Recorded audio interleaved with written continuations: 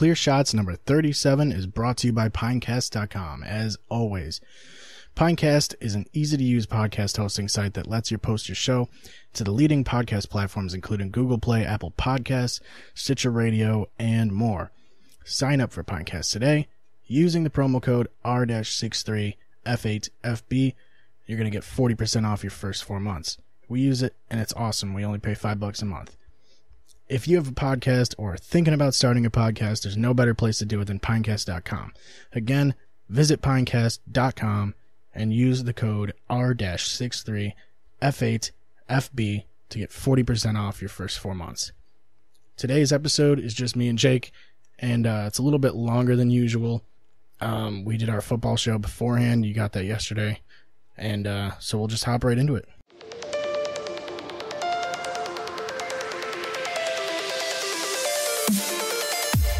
Don't give them clear shots. Don't give them clear shots. Don't give them clear shots. Don't give them clear shots.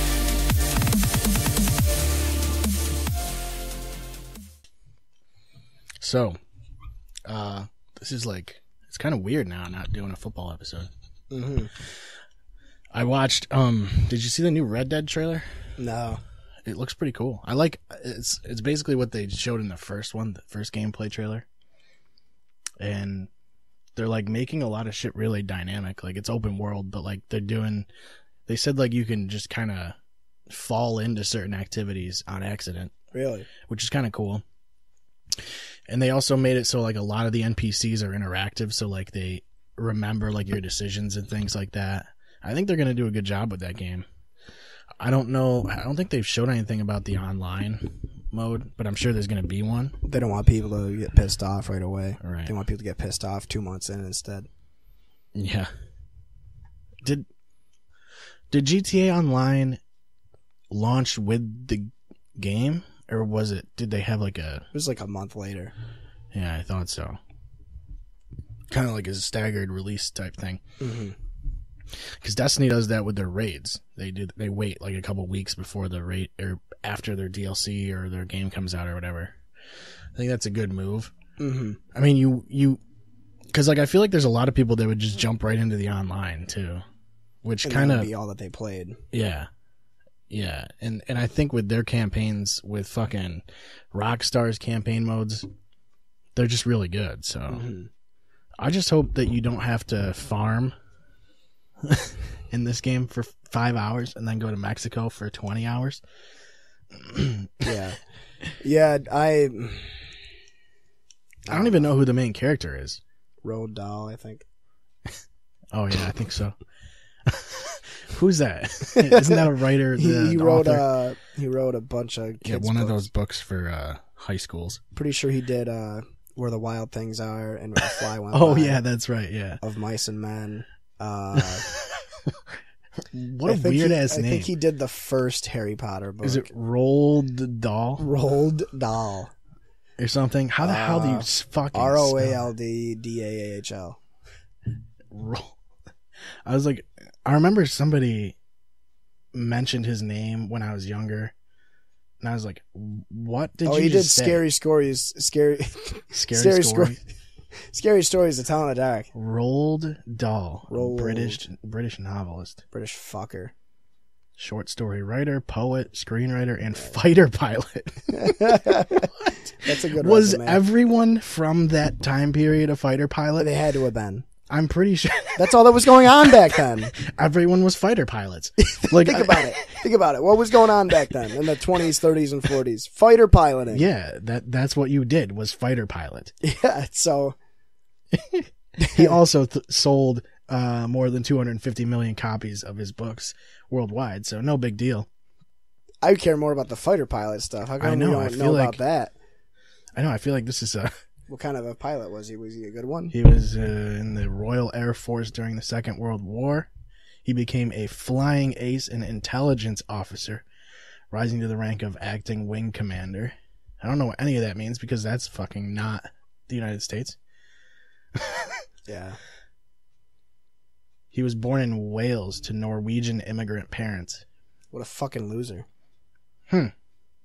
Nobody knew about him until the 1940s because he wrote a bunch of kids' books. That's what one ought to do after, blowing up fucking planes in midair. It's weird because, like, you would think this guy would be known for being a fucking fighter pilot, which I feel like is more important to the world than writing a bunch of kids' books. But he didn't. No one knew who he was until the 40s. That's just how the military is now. Even back then, it's like nobody fucking gives a shit about the individuals. Well, if everybody goes support the troops, it's like, well, I don't know any of them, so support the troops. All of them? All of the troops. Who the fuck said that? Hannibal Buress. Yeah. So we gotta support the troops, like all of them, or like the troops as a concept, or the troops as individuals. Like, you an asshole, but I appreciate what y'all are doing, but you a dick, so fuck you. Yeah. I mean, he's kind of right. It's like, if you don't know anybody, it's like, I mean, I get it. It should be support your troops. Right, yeah. That's what it should be. It's like, I support the idea of the military. Support your troops. If you don't know any, then you don't have to support them. What do you support? How are you really supporting them, though? They like clapping. Yeah, I guess they like do. Clapping. They like clapping when they come back. Yeah, they like that. They like hugs. Yeah. Moscow mules. But when they're over there, do they really know you're supporting them, you know? Well, you got them over there, didn't you? You paid your taxes. yeah, that's true.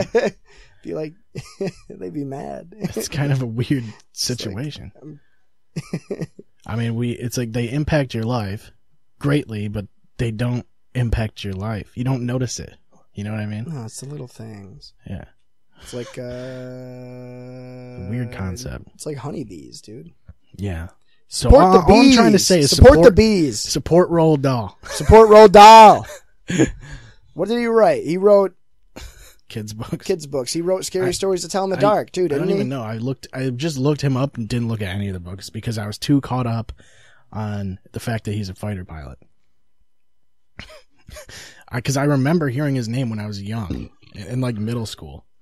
But I was also like spending most of my time playing SmackDown, Shut Your Mouth. So yeah, that's all you need to do. Oh, he wrote James and the Giant Peach, Charlie and the Chocolate Factory, Matilda, The Witches, Fantastic Mr. Fox, The BFG, The Twits, George's Marvelous Medicine, and Tales of the Unexpected. Yeah, okay, so he's a fucking god. Because he wrote...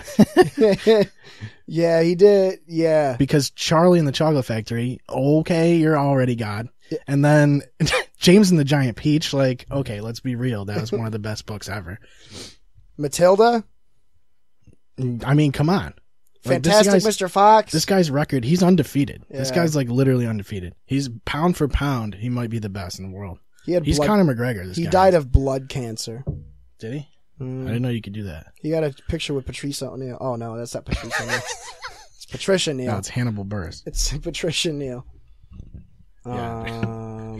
But who did he's Conor McGregor, man. Dark? Who did Scary Stories? Scary Stories. Scary Stories. Scary Stories to Tell in the Dark. Was that not the same guy? J.K. Rowling. I feel like those are the only two authors that like really mattered. He wasn't even involved. I could have sworn he did those. Oh well. It was Alvin Schwartz. Did the Scary Stories that guy. Was he a fighter pilot too? No. Because that was around the fighter pilot time. Fuck him. Yeah, fuck him. No fighter pilot, no legacy. You don't have to support him. No. Did you know that Roger? That's how you support the troops, though. Is you buy James and the Giant Peach. You buy their books. Watch American Sniper. Yeah. Read James and the Giant Peach.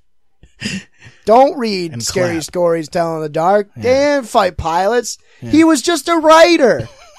He didn't even do anything cool. You got to clap when they come home too. So they love the clap. Yeah. They love the clapping. It really gets them going. Now I support the troops. I support all the troops. I love supporting the troops. I do it all the time. You know, the best way to support the troops. I've done a lot of business with the troops. I know what they like. Yeah. They like it when you clap. That's all they need. That's it. Welcome home. Thank you. Who's that guy over there? Who's that guy? All right, kick him out. Kick him out. Don't give him his jacket back. Don't give him his jacket. Don't give him his jacket back. We got to drain the swamp. Buy all the books. Buy Charlie and the Chocolate Factory. Do you think that's Trump's favorite book? What do you think Trump's favorite children's book is? What do you think? What book do you think? What book do you think is Barron reads to him every night before he goes to bed? Like, what if Trump is like, Barron, hey Barron, we're gonna read a bedtime story. Oh, that's more Jewish, really. That's Jewish Trump.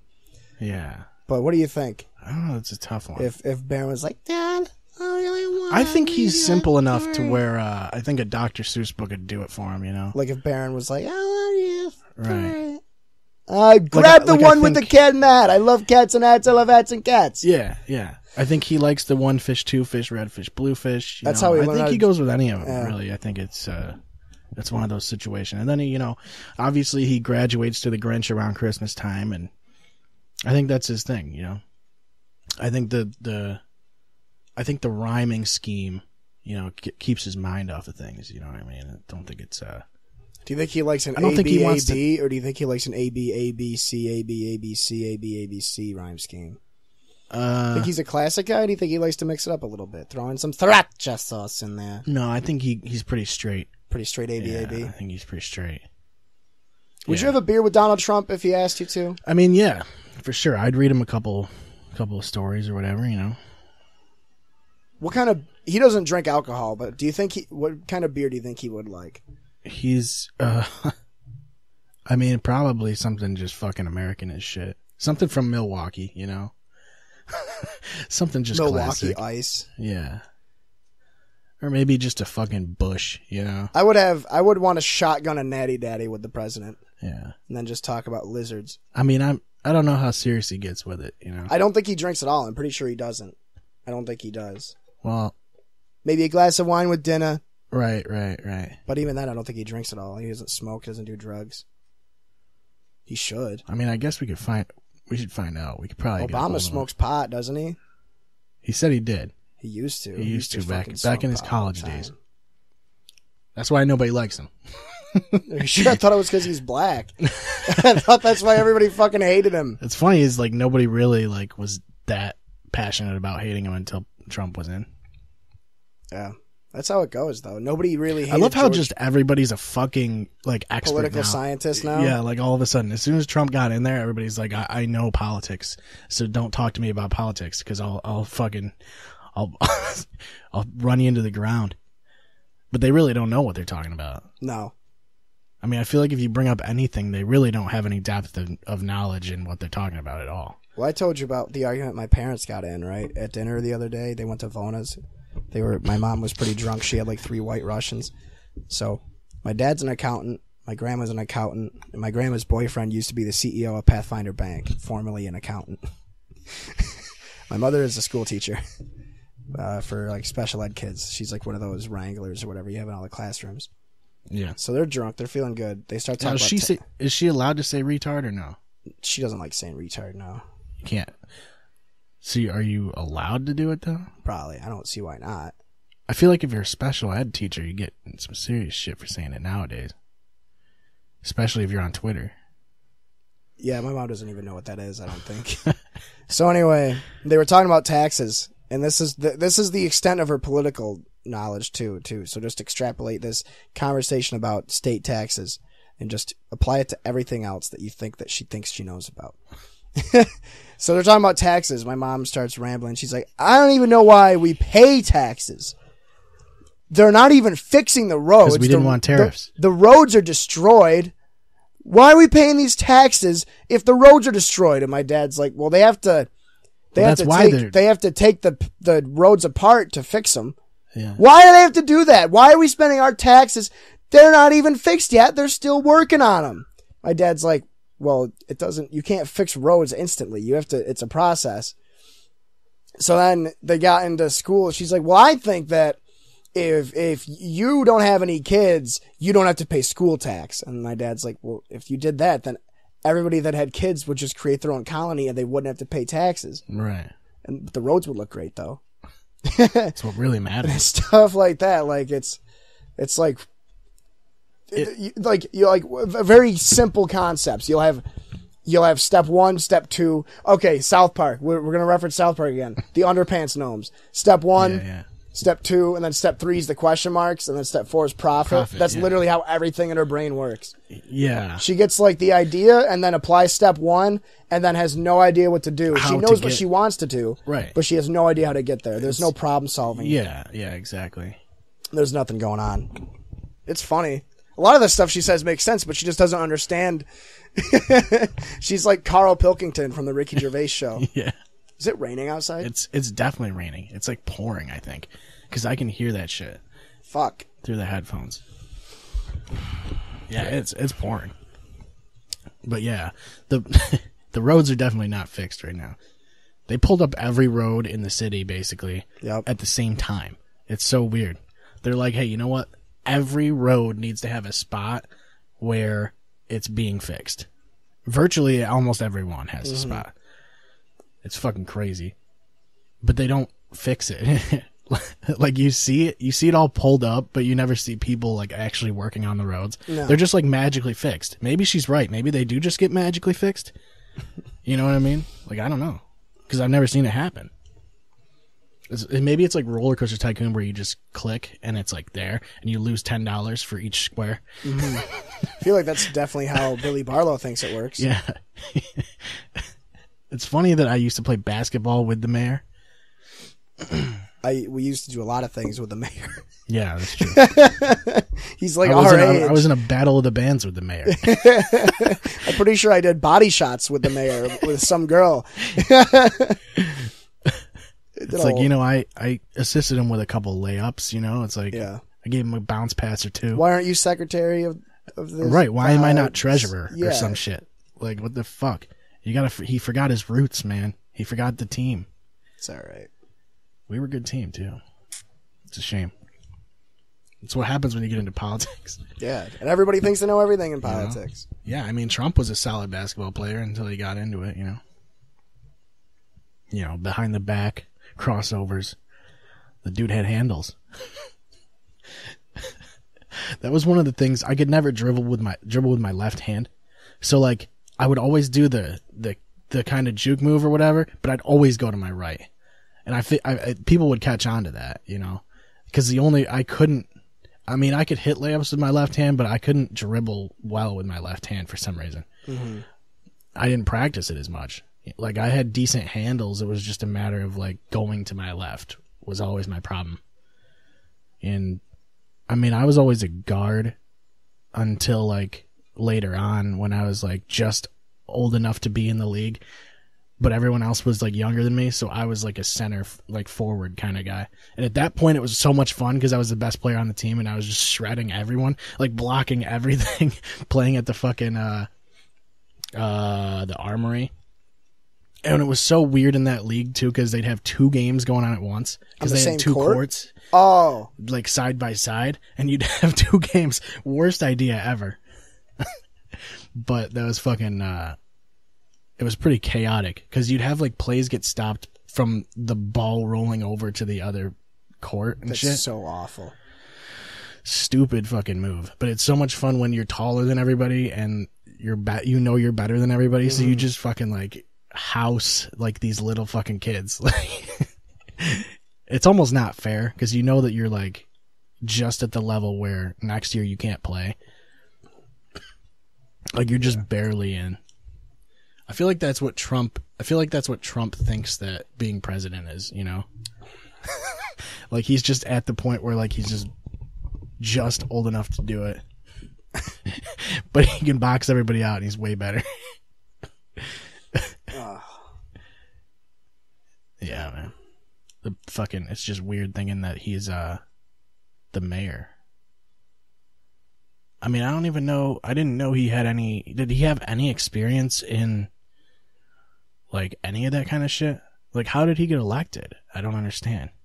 Maybe they just wanted somebody young, you know, like maybe they just thought he was, because I don't remember him being involved in anything like that. Maybe he was behind the scenes. I don't know. But I don't even know how you'd get involved in doing that kind of shit. He's already qualified to be a Supreme Court justice, if you ask me. I mean, what's funny is like you could see him in 4 years running for president. I think you have to be 45 for president. Why, though? I don't know. That seems like the worst idea, though. Like, I feel like the older people don't know what's going on now. No. Like, you want someone who's like, more in tune with current shit. Not, like, the old ways. Like, I feel like that's what the problem is that we elect such old fucking people, and they have old concepts and old solutions for new problems. I don't know that that's the best way to go about it. But it's like becoming president is such an odd concept. And it's too much for one person, I think. I've always felt like that is... Especially with the way the media is now. I don't like it. Mm-hmm. It's like you can't even watch the news because it's either... Like, half the stations are all fucking sucking him off. Mm-hmm. The other half are calling him Hitler and a Nazi and telling him he has to be fucking executed in the street. Well, it's weird because none of the... It seems like every campaign is just talking shit about the other candidates. Whereas, like, all they do is go, this is what my opponent has done wrong. They don't ever go, this is what I'm going to do, and this is why it's the right thing to do. Instead of that, they go, they basically talk shit about the other candidates on these commercials, and then they're like, paid for by whoever my fucking opponent is, or whatever, whoever their opponent is. It's like they just, and they all look the same. All those commercials. Oh look yeah, exactly it literally the same. looks like there's it's a black fucking, and white shots of the opponent, basically. It's in a courtroom, and then there's documents from like fucking clip art, and then the next one is like a crying family from the Great Depression, and then the next one is like sunshine and a landscape of a suburb in Seattle, and then it's a person. It's a picture of the person that the ad's Talking about shit, with their with their color, arm, with color, vibrant color. Yeah, like super saturated. Yeah. Tint 65, arms folded, in a spotlight. It's like, this is me. This is what I'm gonna do. It's like, fuck. There should be term limits on people in fucking Congress. First of all, I think that's fucking retarded. That senators and representatives can be a senator or representative as long as they want to. Mm-hmm. If the president can't do that, then you can't do that. Because there's literally people that have been in Congress since like the 70s. Yeah. And I think there should be a test. I mean, I think you should have to take a test to do any of that. And I think you should have to take a test to vote too. You know, you should show that you know what you're talking about. Like, you shouldn't be able to fucking vote for something that you don't know about. Yeah. Like, cause then it's just a popularity contest, which it already is. I think they should have voter IDs too, or at least just scan your fucking license or state ID or something. Mm-hmm. They were talking about how, or like they should have you like they should do like a Rocket League tournament, and like the winning team, team gets to vote. They were talking about how there were like over 1 million votes nationwide that were cast by people that were dead or cast by people that weren't even citizens of the U.S. Like if you're an illegal immigrant in California, you're allowed to vote. Yeah. They don't make you not vote, even if you're not a real fucking citizen. How does that make any fucking sense? It doesn't make any sense. The whole thing needs to be revamped. It's crazy. Just fucking build the wall, dude. I think they need to just rebuild everything from the ground up. Except Lambeau. Yeah. Except Lambeau. There's too much history. Yeah, there's too much history there. Oh, man. I would love to go there, dude. Be crazy. I feel like people say like when you go in there, you can like feel all the games that were played there. Like you remember all of it immediately, even though you never saw it. It's because they pump LSD through the vents. Yeah, they might. They should. It's such a classic field, though. You know, it's like grass. It's not fucking turf, and it's just all like old school. Mm-hmm. It's weird too. They have like a lot of rain delays in the NFL now, and they used to just play in the rain. Like that's kind of what football is: play in whatever the fuck's going on. Yeah, I don't care if it's a fucking tornado. Ever since that kid at Notre Dame died. Oh yeah, remember that a few years ago? He was filming the team, and there was a windstorm. He was asking for it. I mean, he should have left. He should have been. Yeah, he should have thought. Yeah, he should have thought twice about it. You know, it's like. It's your own risk, you know what I mean? You got to take responsibility. But the players have to play. They're making millions of dollars. When you're making that much money, dude, like I don't understand how any of these guys are complaining about anything, really. Like, you got nothing to complain about. You're making multiple millions of dollars a year to play a game. And I get that it's a rough game and shit, but come on. You've done it your entire life. That's all you know how to do anyway. If you want to fucking, if you wanted to make a fucking pancake, you probably wouldn't know how to do it. Like, you probably wouldn't know how to make a PB&J sandwich. Like, let alone fucking do any other mundane job, because all you've done your entire life is play football all the way through high school and then through college. And then now it's your fucking job and you're making millions of dollars. It's like the people with like the intricate jobs don't make that money. Mm-hmm. It's actually kind of funny when you think about it. It's crazy. It's really crazy how much people make in professional sports in general. Like, LeBron James is going to be worth $1 billion by the time I think he is worth $1 billion right now. Oh, for sure.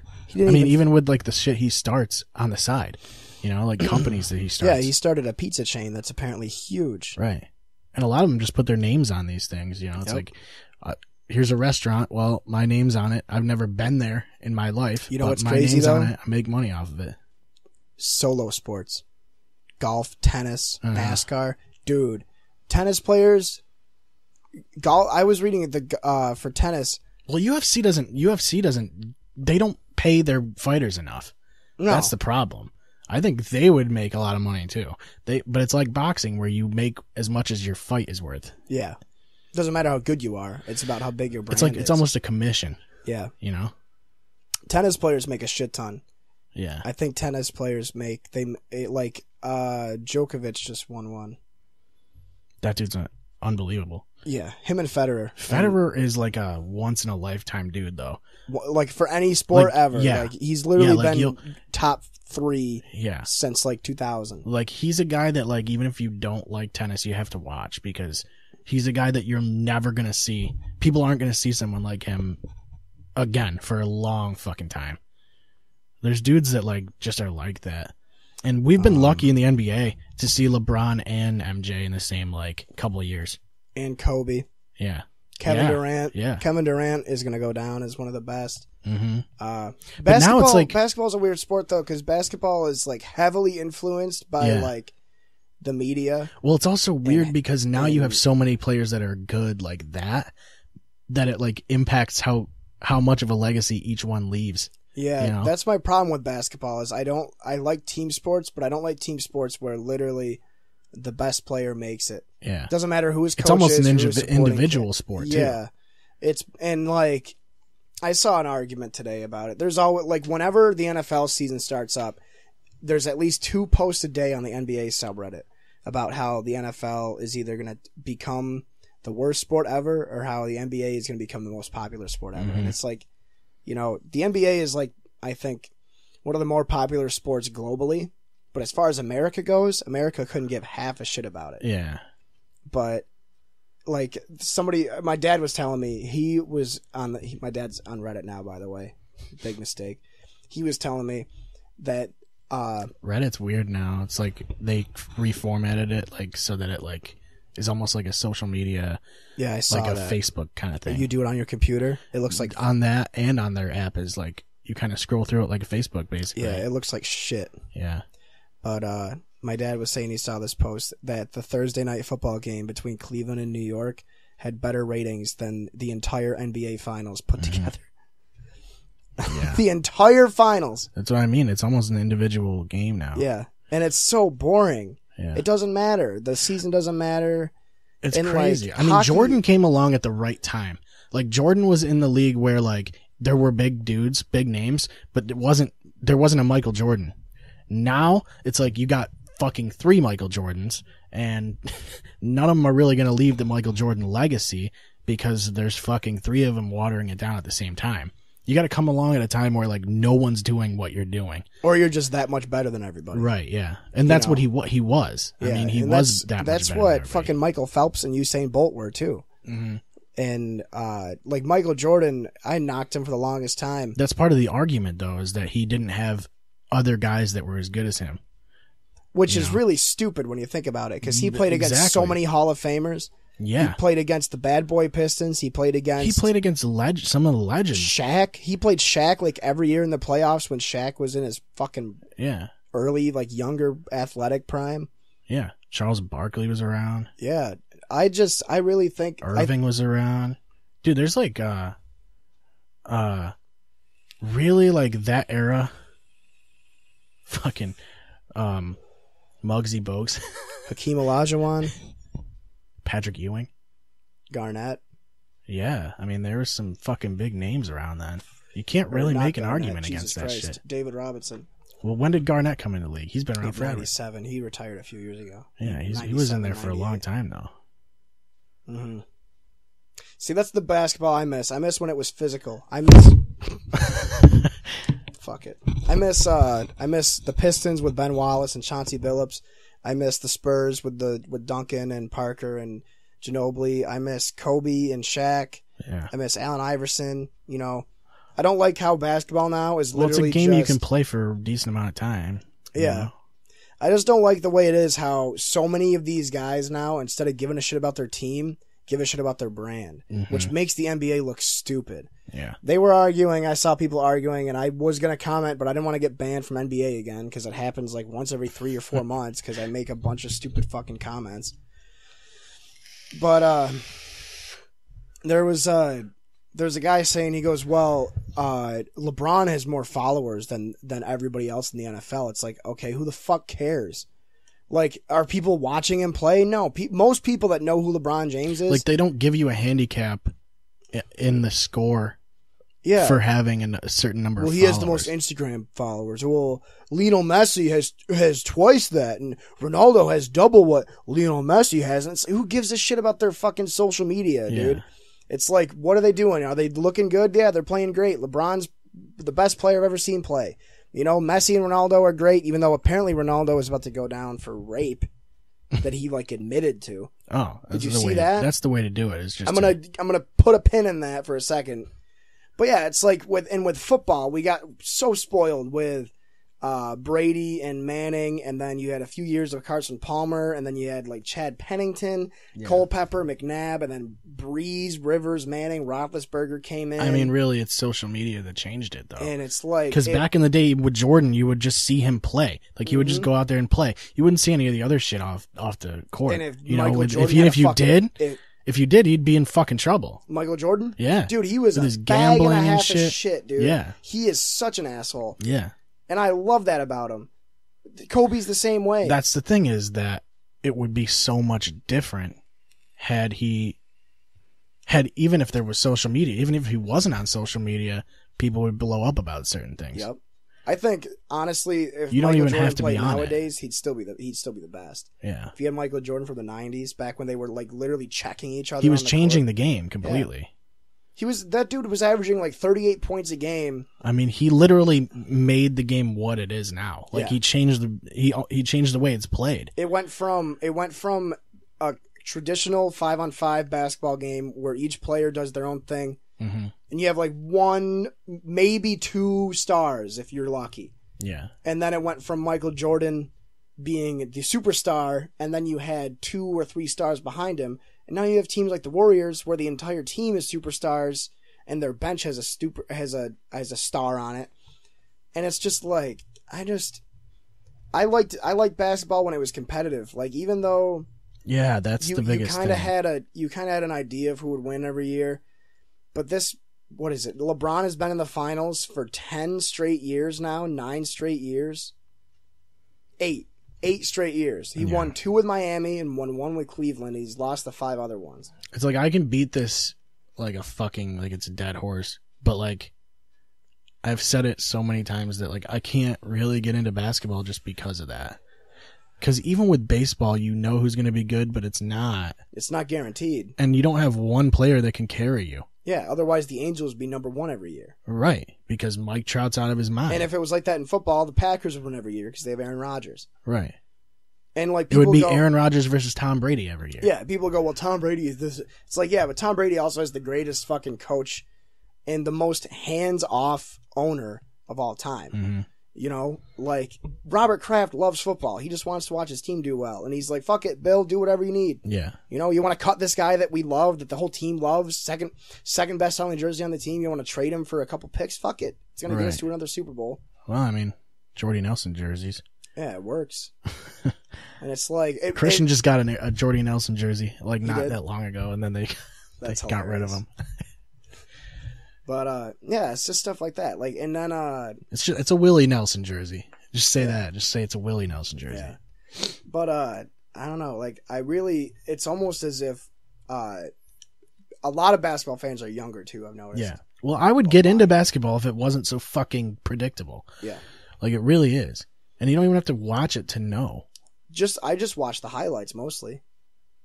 That's about it. And I'll watch I watch SU basketball, obviously. Yeah. I'll watch Syracuse if they're like playing well. Yeah, and even college basketball is more competitive because it's an actual team sport. Like, very rarely do you have a guy like this year. It's going to be Zion Williamson for Duke. Yeah, but you don't even really get it to that level. Yeah, like he's not. You don't have a guy that's fucking just head over heels. I think above the last everybody. time that a team had a total world beater was Anthony Davis, and that was like 8 years ago. Yeah, 7 years ago. Yeah. Before that was probably Melo, where Melo just dragged that SU team kicking and screaming to the fucking championship. Yeah, he definitely carried that fucking team. But he had a supporting cast, you know? Yeah. And it's stuff like that. It's like, basketball, they're talking about, those guys were talking about, they're like, well, when you think of the Cowboys, you think of the Cowboys. But when you think of the Lakers, you think of LeBron and Kobe. It's like, does that make it better? Is that an argument in your favor? But no, you don't, though. Like, I feel like even in football, you think about a player. Most of the time, it's a quarterback, and if you're a running team, maybe it's your running back. Yeah. But when you think about Dallas, you would think about Tony Romo back in the day. Well, not even back in the day, a couple of years ago. Yeah. But now you think about Dak Prescott or Ezekiel Elliott, or you think when you see the Packers logo, you think Aaron Rodgers, or just like you would Brett Favre. Yeah. It's the same thing. Like, you still do have that one player. He's like the head of the team. I think just for some reason, like a lot of I know for a fact most NBA fans are like younger. They're all teenagers. It's just that in basketball, that's why they give so much a shit about the social media thing. Right?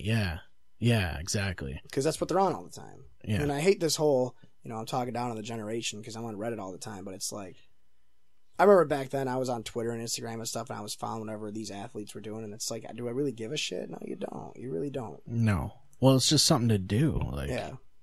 It's kind of sad. And you can do it whenever you want, from wherever you want. And your phone's always on you nowadays. So it's like, you can just pull it up and fucking boom. Like, there. Now you have access to, essentially, you have like a direct line to any of these people. Like, you can send a tweet to these people if you really want to. And whether they reply or not, obviously, it's a different story. But I think that direct streamline is like a crazy fucking thing that we've never had before. I agree. But in basketball, it's one player can impact things so much better. And it's the same way, like, because obviously when you think of the Bulls logo, you think of fucking Jordan, back in the day. Or you think of, if you see the Warriors, you think of a specific, like, you think of, even if it's not a specific player, you think of a specific group of players. It's associated with the jersey. It's associated with the logo. Mm-hmm. And that's why it's weird seeing Adrian Peterson with the Redskins. Because when you think of Adrian Peterson, you think of the fucking purple. And you think of the fucking Vikings logo. It's like if Aaron Rodgers was playing for some other team, it'd be weird to see him not in green. Mm-hmm. Unless he went to the Jets. Then he'd be in green. It's a different green, though. That's a weird green. It's like that gay. Green. It's like forest green. Forest Griffin. But it's just with basketball, you can impact the game as one player. Yeah. In football, you can't do that. You do have a star player, but it doesn't mean your team's going to be the best. Mm. I mean, look at fucking the Patriots right now. I mean, Tom Brady's one of the best players in the league, but they're not fucking the best team in the league. Mm-hmm. Yeah, I agree. But yeah, it does go. I think social media is fucking crazy about some of that shit. Yeah, it gets annoying. But like I said, even if you're not on it, shit about you gets out, and it's all going through social media. So and it blows up so fast. It comes out faster than you would on because even fucking 20 years ago, people would only hear about things through the fucking news, and obviously that can be filtered pretty easily. The internet can't. I mean, it can be censored, but not necessarily filtered. because when something's posted, it doesn't go through like a bunch of channels before it's out there. It's out there fucking instantly. And you can't really get rid of it. No, because now it's like people are so quick on the internet that like as soon as something's posted, it's screenshotted, it's mirrored, it's archived. Like, I mean, it's there. I actually saw today there was a leaked footage of this Harry Potter game that came out or is going to come out. It looks pretty cool. It looks really cool. Yeah. And it's like it got blocked immediately on YouTube, but it's like it's just mirrored. So anybody can just go fucking see it anyway, as long as you have that link to it. It's like, it doesn't matter if you fucking block something with copyright. It's like, it's still going to be out there. And, I mean, even with that is weird too, because you can doctor screenshots. You know, you could make it look like somebody said something they didn't say. So the internet's like not trustworthy, but at the same time, it's a real-time channel to what's going on. Yeah. To what's happening now. It's very, because, you know, with the news, you don't know what to trust because you don't know, number one, who's saying it, I guess, matters a little bit. Yeah, well, we watched that video of the fucking Sinclair Broadcasting, right? How it was Sinclair Broadcasting owns like hundreds of different news sites. Mm-hmm. They all go through the same fucking text. Yeah. Like the same template for every article, everything that happens. It's fucking creepy. Yeah, it's very selective about what can be broadcast, and because of that, people get a very specific point of view. Yeah, and you wonder whose perspective that is too. Obviously, it's the head of that company that's doing that, and for whatever reason, they could be influenced by politics. They could be paid off, you know, pretty easily. If you have a direct channel to the head of a fucking network, like I'm assuming Fox News is like that. Mm-hmm. I'm assuming the Republicans have some sort of direct channel with the head of Fox News, and they're able to just put out what helps their brand, essentially. And it goes back to the same thing. It's building your own brand. That's what the Republicans do. That's what the fucking Democrats do. They're trying to build a fucking team. Any of it anymore? No, you can't. And I think that's a big thing. Is like I think people want it more than ever to be not a two-party system, and it can't happen because we don't have control over that. They do. It's an unwinnable battle. You can't really, as the people, it's not really the people's choice anymore. No. And that makes you think, was it ever? You know, that's what makes you think that. Right. But there's always, it just seems like we always put someone dumb in as president. And the reason it seems like that is because it's too difficult of a job for one person to handle.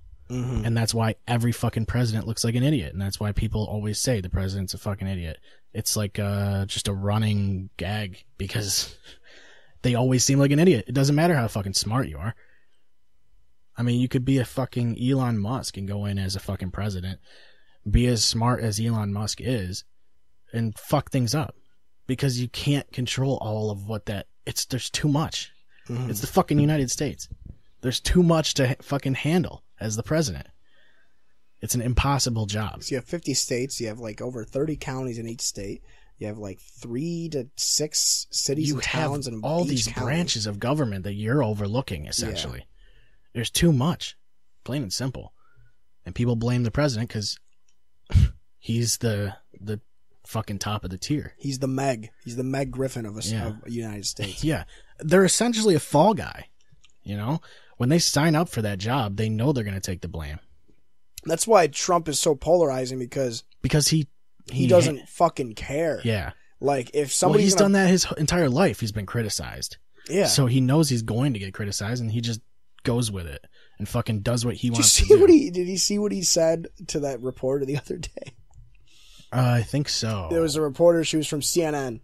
She goes, he's like, does anybody have any other questions? Yeah. And she was like, oh, I do. My name is such and such from CNN.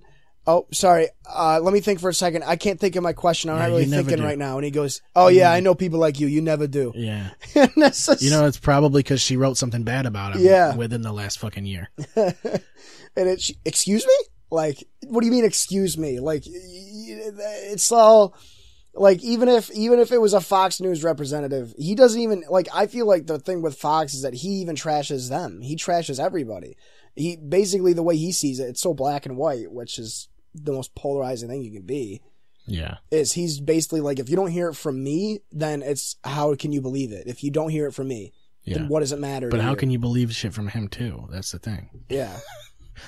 That's another thing, is like, he wants you to just believe him, everything he says, which you really can't do that. Yeah. Especially when he doesn't think about a lot of things. He doesn't think about consequences of things that he tweets out. And I think that's part of the problem. Especially early on, he was saying a lot of ridiculous shit. And people were like, well, this guy's out of his mind. Like, he doesn't. I think a lot of people are like that, are like he is. Oh, yeah. They I think most people are like that. Yeah, I think a lot of people have the exact same type of personality. But I think he's more eccentric about it. I think he's more outspoken about it. And I think he doesn't think about consequences when he says things. And I don't think a lot of people do. But I think that's what it is. I think if you believe in what you say, you shouldn't be scared of the consequences. I think that's where it comes down. It comes down to integrity, really. Yeah. It's like, if you really believe that what you're saying ought to be heard or ought to be right, whatever, then who cares what other people say? It's like, if you're gonna, if you're gonna say something crazy, fucking go with it. Yeah. Just roll with it. Don't fucking go back on it like a lot of fucking brands. You know, Netflix was saying, you know how Segura had that bit about how you can't say retard and all that shit? Yeah. And people were going crazy about it because they didn't like it. Well, Netflix defended him. And Netflix was like, well, look, this is comedy. We understand that, like, this is the entire idea. You can say whatever you want as a comedian because it should be understood that it's in the form of a joke. Yeah. Like, it should be, language should convey intent versus, like, it shouldn't be taken literally all the time. People do that, though. And I think it's good on Netflix for doing that. Because a lot of companies are going to roll over and be like, we apologize for Tom Segura, blah, blah, blah, blah, blah. And we're going to pull his content and all that shit. Because people overreact now. But Netflix is like, fuck you. This is what we do. Like, this is what comedians are. We respect Just don't fucking watch it. I don't understand. Exactly. I do not understand. They even said that. They were like, there's X amount of other things to watch on Netflix. You don't have to watch this. Like, if it upsets you, stop watching it. That's it. That's the one thing I don't like. People look out nowadays to get upset about something. I think if it upsets you, it's on you. Like, it's your problem. Yeah. Like, obviously you're uncomfortable with something. And I think that's an issue you need to look within. Like, you need to look at yourself instead of... The fuck is that? It's probably a fruit fly of some sort. Fuck them. Probably followed me back from my house. But yeah, I think you just need to look at yourself before you start criticizing other people for things like that. And I think if you get defended, I think if you get offended by something nowadays, you just have thin skin and you just want something to complain about. I think that's what it is for most people now. Yeah, that's the thing I've been dealing with. My sister is just full on, like, die hard left, not left leaning, like left, like sleeping. Like, she's not leaning this way. She's leaning like 180 degrees flat left. I wonder if... And it's like every day is just, whether she went to McDonald's or went to Walmart or had class or like got a comment on a Tumblr post, every day is just like, well, he said this about me and he said this about me being a woman, said this to me about being white, said this to me about wearing glasses, said this to me about getting... It's like, who the fuck cares? We get it. You're upset. Nobody gives a fuck. It's not going to change what happened. Yeah, people are assholes. Welcome to reality. Yeah. You can literally be the nicest person in the world ever to everybody and people will still hate you. Yeah. Yeah, it doesn't You could be the juiciest, ripest, most perfect peach ever and you will still find somebody that fucking despises peaches. Yeah. You know what I mean? Be some people don't like people because they're nice people. Yeah. It's fucking weird. You know, it's shit like that. It's like, yeah, that guy's a dick. Oh yeah, I can't believe your classmate said that. That's stupid. Yeah, but I'm not gonna pat you on the back because you got upset about a sentence. How many sentences do you hear in a day? You ruined your day over pick one. That one out. Really? Yeah. You fuck. Get the fuck out of here, man. It's people like that piss me off so bad. Like, I work with a bunch of high schoolers at work at night because they all work the part-time shift, like the 3-hour shift, so it's always high school kids on at night. Right. And it's a fucking shit show. Oh my god, this person said this to me on Twitter and then on Instagram and then I kept saying that thing about me. Fucking shut it off. It's all about retweets. Fucking and followers. shut it off. Retweets Just don't and even followers, pay attention to it. It's fine. Trust me. Shit, man. Yeah, it sucks that somebody would say that, but if they don't say it to your face, who cares? They're not going to say it to your face. They're going to say it online. That's the problem, is they're not going to say it to your face. Is the reason they're saying this shit is because they know they have this filter in between them, and they know they're sitting behind a fucking laptop or their phone. It's just so stupid, dude. I can't stand it. Like, I remember I was always a douchebag online because it was hilarious. I think it was the anti-bullying thing that also I feel like that was one of the first ones, and because of that, like, people get really sensitive about any time you say something mean to someone, you know? Like, I feel like you're almost not allowed to say things mean to people now because of that. I know, my dad fucking... Like, I feel like one of the anti-bullying was one of the first things that came up. Yeah. My dad said the funniest fucking thing to me the other day, and we brought it up to my family, like, the next day, and I brought it up at work, and everybody at work and my cousins and stuff were like, that's fucked up. And they're like, Uncle Chris, how could you say that? Or people at work like, how could your dad say that? And it was fucking hilarious. We were talking about this girl that's in my mom's kindergarten class, and she weighs like 95 pounds, which is a lot for a fucking 5-year-old, apparently. And my mom's like, yeah, no, you know, she's just really, she's like really fat. I mean, that's basically a little less than half of me. Yeah. Because I'm whatever I am. I don't know, fucking 5'12", but 5'11", 5'10". 5'11", 5'12". That'll be a fucking lot of them, honey. But so it was fucking hilarious. So we're talking, and I'm like, oh, is that really a lot for a kindergartner? And my mom's like, yeah, I mean, Monique probably weighed like 25 pounds in kindergarten, maybe 30. Right. And I go, well, Dad, how much did I weigh in kindergarten? And he goes, I don't know, like fucking 200 something. Because he knows I'm like trying, like I'm sensitive about my weight. I'm always trying new things to lose weight. And it was so fucking funny because he was just looking at his phone. He's just scrolling. I don't know, you fucking weighed like 200 something. Yeah. I thought that was hilarious. You gotta learn to laugh at yourself. Yeah, People don't. I thought it was fucking like if it was some dude I didn't know that said that, that'd be exactly. one thing. But it was my fucking dad. So it makes it hilarious. Yeah. Because he's sensitive about his weight too. Well, because if someone said that to someone else and you were observing, it's fucking hilarious. Yeah. But because it's about you, that's when people get upset. But but it's like I said, you gotta learn to laugh at yourself. I don't think people aren't comfortable enough with themselves is a problem. No. I don't think they like if the Ginger Kid episode of South Park came out today, you'd probably get a bunch of kids fucking with red hair and freckles getting bullied, retweeting and shit. Yeah. And fucking protesting online. But back then, I don't think social media was a big thing back then. I don't know when it came out, but I know that. I remember that episode came out like before I got my first cell phone. Yeah. And people started saying shit too. Like even like, but I don't give a shit. Like, are you fucking kidding me? Why would I be upset about something? We literally have a red-haired girl in the kitchen that we call Ginger. That's her name now. Mm-hmm. Yeah. But apparently that's a hate crime. But why? Yeah. Why should you get upset about that kind of shit? And it doesn't. I don't know. It just doesn't make sense to me. People just need to let things roll off of them. So, and they don't do that. People don't handle things. No. I think it's a combination of people wanting to be upset and also not being able to handle things like verbally. I think people need to be more open-minded. Mm-hmm. And bullies wouldn't be as much of a fucking thing if people would just fucking not care. Yeah, if people were more comfortable with themselves. People aren't. I remember my parents got mad at me. My sister got bullied a lot in high school. People are just insecure, I think. My parents got mad at me because they were asking me to give her advice, and I was like, well, don't make yourself an easy target. Right.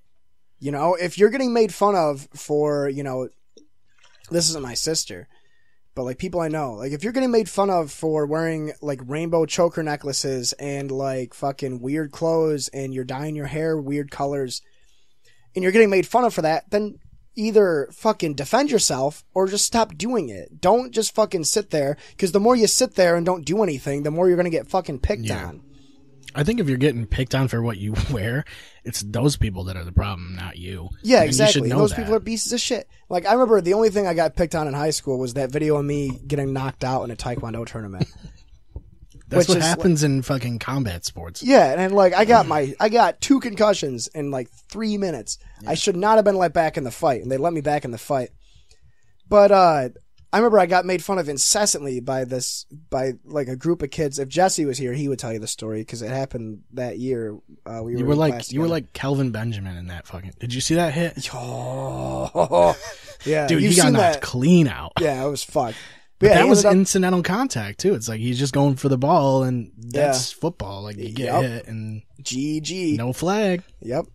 But yeah, I got made fun of incessantly for that to the point where like the popular kids in my school, like not even just freshmen, like sophomores, juniors, and seniors, put it on Daniel Tosh's website and almost got me on the fucking show. I got 2nd place. That's great though. And I thought it was hilarious. I was like, at first I was annoyed by it, and then I realized how funny it was. Yeah. Like, dude, it's embarrassing or something. Like, it was embarrassing, but it's funny in hindsight now. Like, I love when I see people from high school and they're like, dude, I remember that video of you getting knocked out. And then I'll like pull it up on YouTube at the bar and we'll watch it and laugh. It's like, Yeah. You almost have to look at it like it wasn't you, or look at it from a third person perspective. Yeah, because that was so long. That was 8 years ago. Mm-hmm. That happened. Doesn't matter when it was. I think you just got to look at it from a third person. I think you got to just like learn to laugh at yourself and learn to like everybody has faults, just accept them. Yeah. I mean, my fault was just having a magnet in my head and his foot was made out of fucking iron apparently. Right. He got me with a fucking spin kick, the heel to the temple. My entire side of the head was like purple right here because he hit right in the part of the helmet that doesn't cover there. Yeah. And then I ended up having to get those. It was wicked painful. I had to get stitches in my fucking lip because he kicked me so hard in the mouth that my gums ripped my mouth guard ripped my gums and my lip apart, and I was just pouring blood out of my face. I ended up winning like the a fight. Plastic mouth guard, because now the ones they have, they're like composite. Yeah, and like you put your teeth on it and then you like heat it up. That's the one I had, and you bite down on it. You boil it for like 2 minutes, and then it molds to your teeth. Yeah. It's so fucking weird, too. Yeah, but, no, and I'm still friends with that guy, too. The guy that knocked me out. He's, like, probably the best fighter in that generation of, like, me and Paul Esden and Adam Scharf, and then it was Eddie Durang, Tim Lyman, Rich Feistel, and Shaheen Garshab. People think that Eddie was probably, like, the best out of all of us. Like, he wins national tournaments and stuff like that. Yeah. But I'm 1-0 against him. So I'll tell you what, people think that headgear and mouth guards do shit, but it's minimal. It's basically you're still feeling a lot of that shit. Yeah, it's basically even with 16-ounce boxing gloves, you still feel that shit bad. It's basically the difference between a serious concussion and a mild concussion, and then the difference between me losing my front teeth versus me just getting stitches in my lip. It might even be worse because instead of just getting knocked out and having it be over, you're taking more. Yeah. And with every punch, even with headgear, you're disoriented like immediately. And me, I feel like I took a lot of those because I used to box like with just random people, and Christian would come over and we'd just box because we had headgear, and I still have gloves and shit. But even doing jujitsu and things like my like equilibrium is off, I think, permanently. Like when I get on roller coasters and things, like I get disoriented pretty quick, but like it's not to where I can't do them, but I noticed that it's not like it used to be where I could just handle it. No problem. Yeah, I have that same problem. I had that problem. I get dizzy fast. Darien Lake. I found myself like, feeling it before you went. Yeah, yeah. Like your whole sense. And it's not like I get your whole center of gravity is off. Yeah. Last time I was at Cedar Point, I got motion sickness, basically. But there's fucking 16 roller coasters or some shit, so you're doing it all day. But I know that back in the day, I would have been able to handle that better. And maybe it's getting older, too. Maybe that is part of it. But, it's not going to keep me from doing it. I find doing Taekwondo all grown up for like 13, 14 years, and then also going to Like every local concert and every local metal show and everything loud. That didn't help me at all. My hearing is fucked. I think metal shows definitely didn't help my hearing is fucked, dude. A lot of headbanging. Oh, and yeah. Being in a band, too. My left ear is decent. My right ear is fine, or my right ear is fucked. Yeah. And then my left eye is fine. My right eye is fucked. I think that's from just getting hit in the head so many times, getting hit in the eye. Well, I was never in like a heavy metal band either, though. Like the heaviest was that one with, yeah. And I mean, there were definitely heavy parts to it, but it wasn't like I wasn't playing brutal death metal. Yeah. Yeah, that's how I'm surprised that, like, who's the guy from fucking Cannibal Corpse? God damn it. George Fisher? What's his nickname? Corpse Grinder? Corpse Grinder. Yeah. How the fuck are they still doing it? And he still sounds the same. Yeah, do you listen to his technique is amazing, yeah, obviously. His voice just doesn't fucking crack. Like, he's just done it for so long, and he perfected his voice to that point where, like, he can just do fucking death metal for his entire life, probably. He's not Mikkel Åkerfeldt, is what I'm saying. No. Because Åkerfeldt, I remember watching... The inhale is fucked with your voice really bad. I remember watching Åkerfeldt, and at a certain point, you could tell his voice was going. And now they're just not, they don't do it anymore. Because I guess his technique just wasn't there. And that's really important. I think people don't recognize how difficult it really is to do that. Well, it happened to Chelsea Grin, too. They just kicked their lead singer out because his voice was going. Yeah. I think people just think it's just screaming. It's easy to do. It's hard. It's really hard. I don't think they try it either. Because as soon as they do, they know that they can't do it. I mean, you can do it. You can whisper do it. That's easy. But when you actually do it, projecting, you're going to hurt yourself. Unless you know what you're doing. And it's hard to learn. There was a video I remember watching not too long ago about this guy walked around and after a metal show of some sort, and he was like, give me your best metal scream. And he would do it to a whole bunch of people, and they'd all be like, I can't. Like, a lot of them wouldn't even try it because they just knew that they couldn't do it. Yeah, like that. But then there was some guys that were just really fucking good, and he'd be like, how long have you been doing it for? He's like, they'll be like 16 years, 8 years, 10 years. And it's like, yeah, these guys work at it because there's something to it. There's a technique to it, and you need a vocal teacher or something, and it's not something you can just learn. It's something you have to practice. It's one of the most difficult things, and I think in metal bands, it's almost like an instrument, another instrument. Yeah. Who's your favorite, do you think? Metal Screams? For screams, yeah.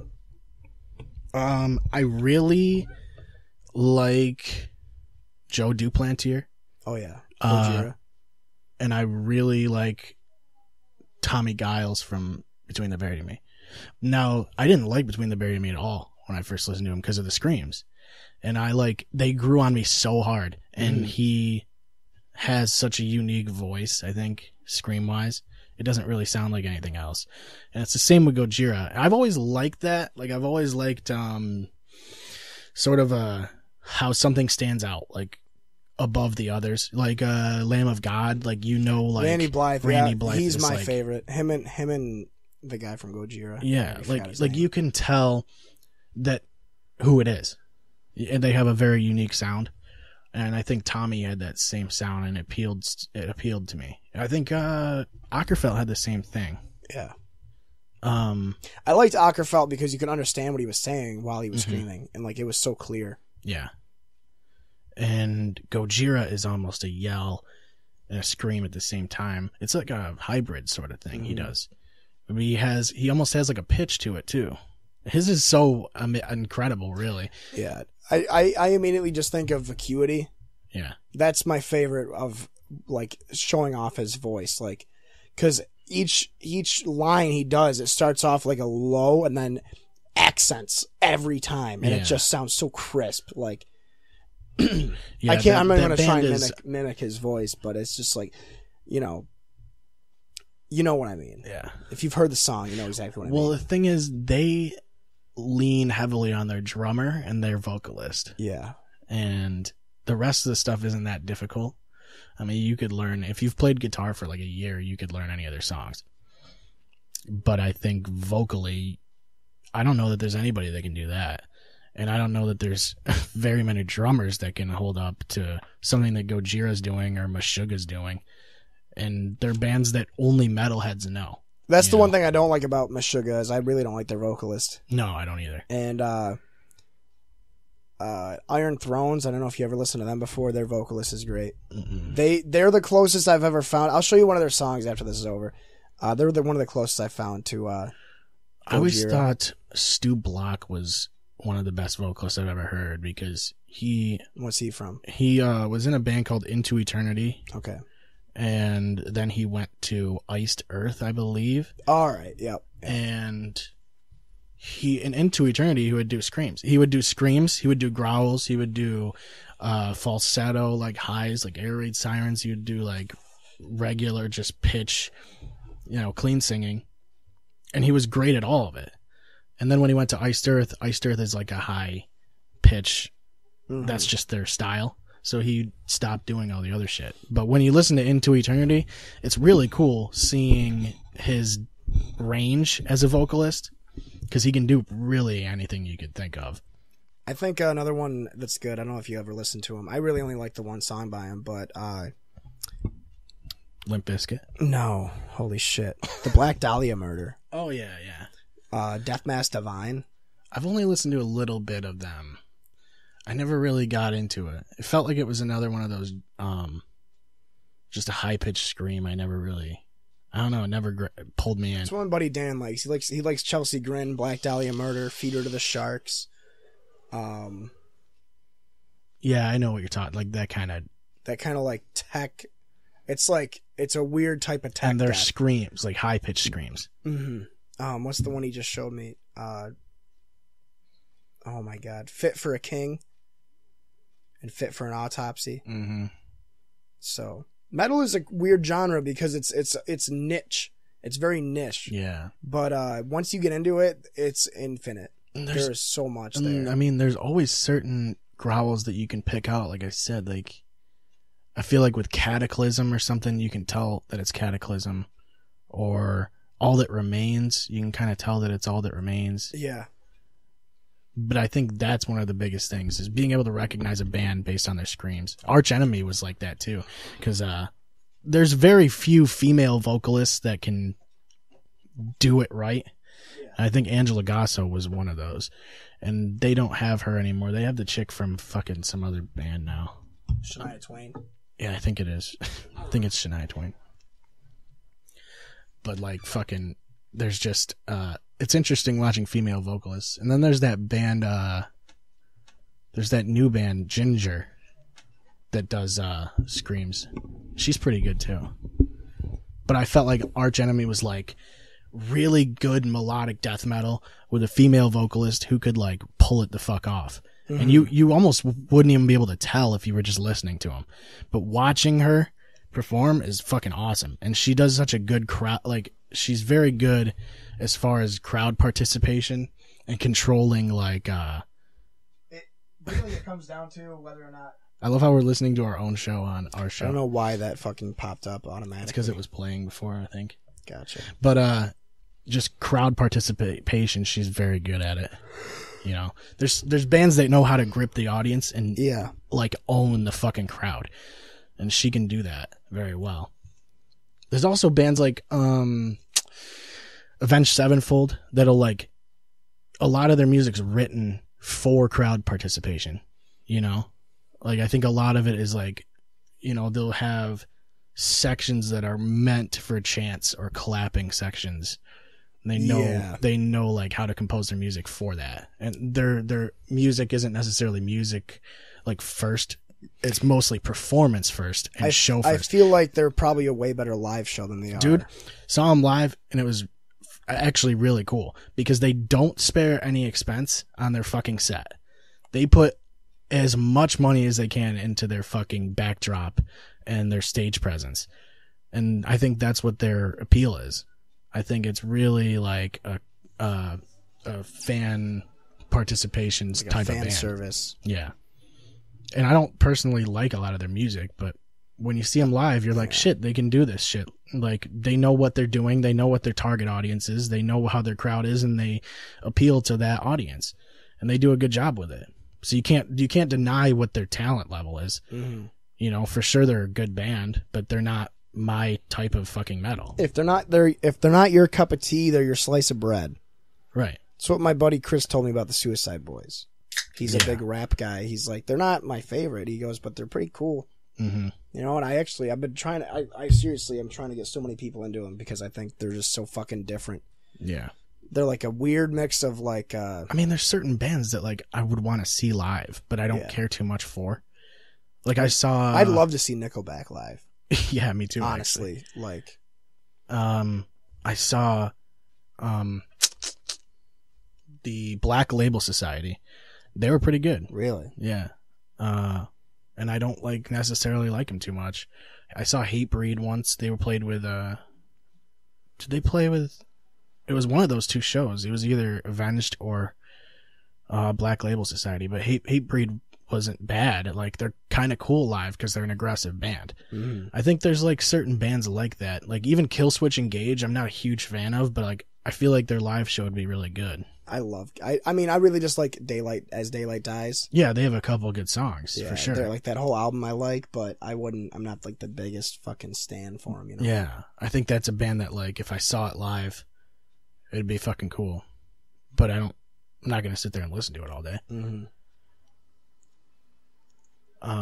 Yeah, but in summation, there's like definitely bands that are fucking stage bands. And there's bands that are studio bands like Dragon Force where you don't want to go see them live because they can't really do that shit accurately live. It's post-production and a lot of fucking keyboards and a lot of fucking studio work that goes into their music. But their song composition is good. You know, Dragon Force at least like puts songs together correctly. Mm-hmm. And they write catchy choruses and things like that, and they know what their audience is. If you know your audience, then you're in good shape. That's really what it comes down to. Yeah, and some bands focus on their audience, and some bands just focus on themselves, and they write music for themselves. And then you get a band like Tool that only releases a project like every 10 years. Yeah, Tool's got such a unique sound too, though. And they're a band, they play things very well live as well. I don't think they're a band that's really weak in any aspect. No, I think the problem is that nobody ever fucking hears them because they're not on any of the streaming sites or anything like that. No, they used to be on the radio a lot too, though. Yeah. And they aren't. I really wish they were on Spotify. That's the only band that is not on Spotify that I want to listen to. And it's a shame because there's a couple real good songs. Oh, yeah. I don't know what else to do about it. You know, maybe I could just download the songs and maybe you can put them into your Spotify playlist. Can you do that, maybe? I think so. Huh. Yeah, maybe I could do that. Download it to my device or something. But that'd be the way to do it. But I haven't listened to Tool in a while just because of that. But yeah, there's really just some bands that you gotta see live, and if you don't, you're missing out on what they actually are. That's what I love about metal bands too. Is a lot of them they're made for moshing or partying and stuff like that. Yeah, I mean Slayer specifically is built for their live show because it's just energy. That's all it is. It's not, and when you listen to their albums, you're like, okay, well, this is kind of the same thing over and over. But when you go see them live or something, it's the entire fucking time, the entire show, that same tempo. And I think Cannibal Corpse does a similar thing. Cannibal Corpse was way more. Where they're just they were way better live than they are on their CDs. Yeah. But they're just high tempo and then like constant growls, just brutal death is all that they are. And it's that's some stuff that like you want to see live. If you listen to it on their albums, then you're just it's droning on and on because it's the same thing, which is cool. Like I like the concept of that, but some people just they're not into that, which I understand completely. I don't know. Metal is such a deep genre, I think. And there's and when I pull out of that genre and go into other ones, I see differences within blues and I see differences within like reggae, and I see differences within country music. Country music now is turning into pop music. Yeah. But there's definitely depth in all those genres, but I've never observed as much depth as I have in metal. Yeah, I would say the only other genre I get that deep into is rap. Yeah, they certainly have. There's a lot. Like my sister and I are huge into rap, but Yeah. like, and she Well, there's listens hip hop and there's rap too. yeah, and then there's trap and fucking whatever else you have. Like, Yeah, she listens to a lot of, and there's gangster rap and whatever else, you know, all the other subgenres. But she Right. listens to a lot of basically what's popular, yeah. which is a lot of what rap is now. It's But a lot of that isn't even rap. It seems Yeah. like a lot of that is fucking towards like I guess it's trap music. Is that what they call it now? I don't fucking know. trap would be more like the Suicide Boys or like Kevin Gates. I think the rap that is popular now is like hype music. It's like hype music, hip hop. Yeah. Like, And I think it would be different. Like maybe if we went to clubs all the time, we'd understand it. Because I think it's like you gotta be there sort of thing. Maybe it's like a Kodak moment. Yeah, yeah. It's strange because I don't think I would get it just from listening to it. I think that's like a thing. Like I didn't really get the Suicide Boys and what they were all about until I like watched a bunch of their music videos. Because otherwise, it just sounds like a bunch of like stupid, edgy stuff. Yeah. Which really it is. It's really edgy, fucking. I just can't handle things like mumble rap and shit like that now. It's just not appealing. Yeah, I never got into that really. To me, rap is like lyricism based. Yeah. It's not necessarily like if you have a cool beat, like that's cool and everything. But I feel like rappers don't necessarily make their beats. I think they have a producer that makes their beats. They send it to him, and then the guy goes. The rapper's like gonna look through fucking 10 different beats and be like, oh, this is the one I want to use for this song. I'm gonna start writing to this. I feel like rappers are just lyricists, who can do it, who can fit the words in correctly, Yeah. That's why Eminem is so great, because he can fit anything into anything. Yeah.